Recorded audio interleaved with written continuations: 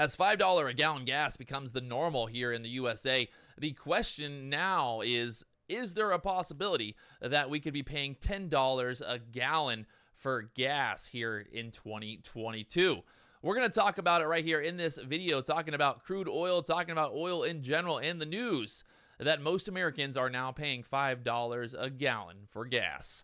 Breaking it all down right here in this video, so make sure you stay tuned.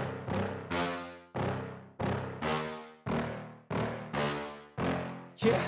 What's going on, guys? Patrick here, and as you can see behind me, this is the chart for crude oil.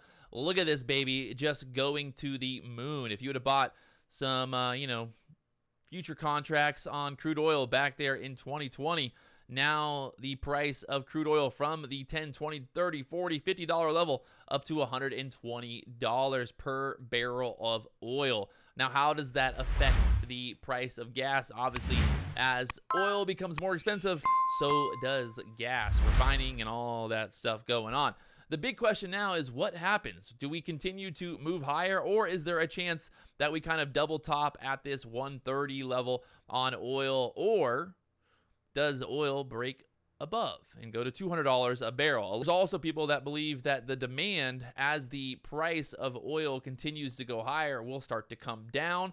As the demand starts to come down, so will the price. So supply, demand, right now, all these oil refining companies are trying to get as much oil out of the ground and sold right now. If you look at the difference between December 2021 and the current price today, the current value of oil up 78% in the last year, and it's only June. Obviously, going into summertime normally ends up costing more in oil. People are driving, people are spending more money to get around, traveling, airfares, the cost of air conditioning, and all of this stuff is happening around the US right now, and the question remains, will oil go higher?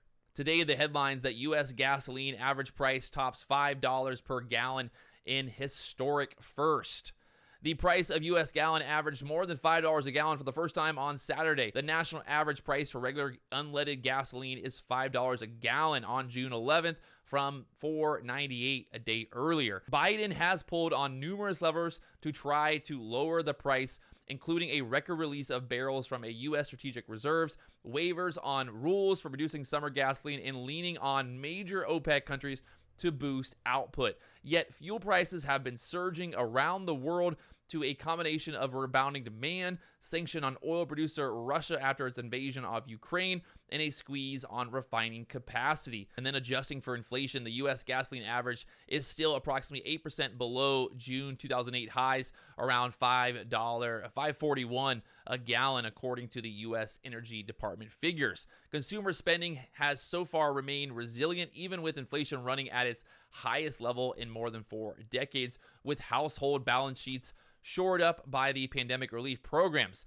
Gasoline products supplied, a proxy for demand, was 9.2 billion barrels per day last week, according to the U.S. Energy. Numerous oil companies have said they will avoid excess investment to boost output due to investors' desires to hold the line on spending. Rather than responding to 100-plus barrel oils, they will look to not spend more money and try to, up production, even though the value is increasing here and the demand is there. They don't want to go and spend a bunch of money and then all of a sudden the price of oil start to come back down. And you can see here on the chart, back in March, when oil popped up to $130, it got slammed back down there to $96. It kind of held that area, kind of bounced around $96 right now at the 120 area. So like I said, a lot of these oil companies are afraid of kind of a double top here.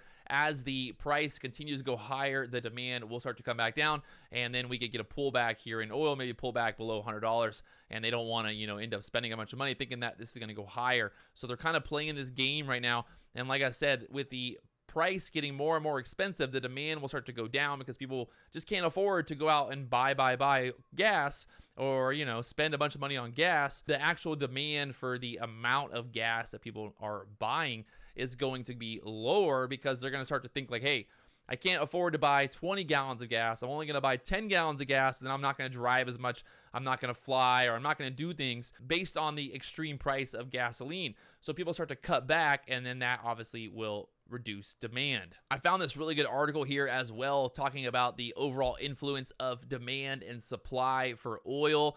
And they talk about here in the summary that there are time lags between capital spending, production coming on, and consumption varying waves post-pandemic. The problem is the price where we're at right now is going to get to a point where you're going to start to see less and less demand. So Treasury Secretary Janet Yellen said this week that the U.S. was involved in extremely active talks with European allies about efforts to form a buyer's cartel and to set a cap on the price of Russian oil. A goal in the talks is to keep Russian oil available on the global markets to buyers such as India and China, which could help stabilize prices already trending at a roughly double pre-pandemic level. Overall, Russian oil exports rebounded in April after dropping in March as the first Western sanctions took effect. The International Energy Agency said that Russia's oil exports rose by 620,000 barrels to 8.1 million barrels a day, close to its pre-war levels, with the biggest increase going to India. Despite of the damage to Russia's role in the world, its large hydrocarbon assets are important and have value. So Russia is central to the global energy system. It's the world's largest exporter of oil, making up 8% of the global market, and it supplies Europe with 45% of its natural gas and 25% of its oil. Likewise, hydrocarbons are the lifeline of Russia's economy. So the analyst went on to say that the pent-up demand factor of consumer post-COVID is potentially making demand slightly higher than usual. The energy transition in Europe faces precautious challenges owing to the Russian factor. So it was almost like a perfect storm here in 2022 with the Russian war, with everything going on, the high demand, everybody getting back to traveling, everybody flying and spending money, blah, blah, blah.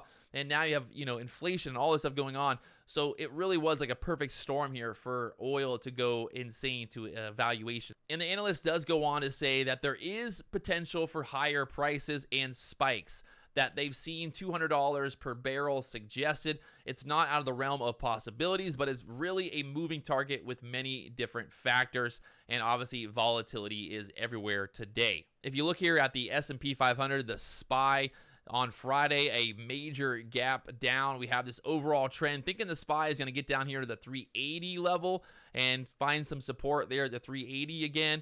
It'll be interesting thinking that, SPY can kind of come down here.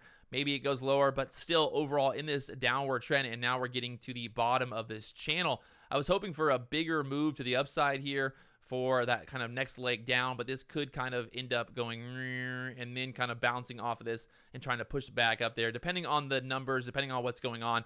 But definitely very interesting to see what's going on with the overall market right now as we face all of these issues. You have energy issues, you have inflation issues, you have overall capital issues, and then the spending issues as well. So at the end of the day, supply, demand. It's going to drive the price of stocks. It drives the price of anything in a free world, a capitalist world that we live in today. And the question here is, does oil continue to go higher, or do we get to a point where the demand starts to come down because the price of oil, the price of gasoline is so high? And I do believe we do get to a point where finally the demand will start to come down after production starts to ramp up. The supply imbalance will start to get fixed, and you'll get to a point where now you're going to have suppliers and producers trying to basically ride this wave right now, trying to make as much money as possible, thinking and knowing that there's a possibility that the price of oil can come down here in the future as more and more producers produce more oil. Like I said, Russia putting out an insane amount of oil right now. It's a very interesting world we're living in, obviously, with this whole entire geopolitical world.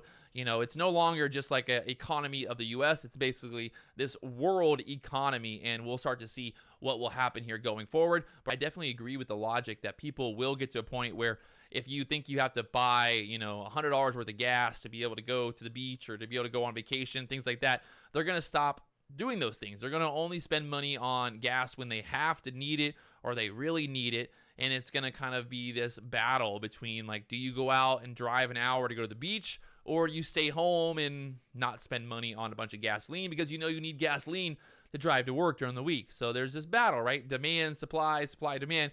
And it'll be interesting to see kind of what goes on throughout this year and where we are by the end of 2022. It's a wild world we're living in. The overall markets, lots of volatility, a lot of action. If you guys haven't already hit that subscribe button, you know what to do. Let me know in the comments below. Do you believe that we'll be paying $10 a gallon for gasoline here in the near future?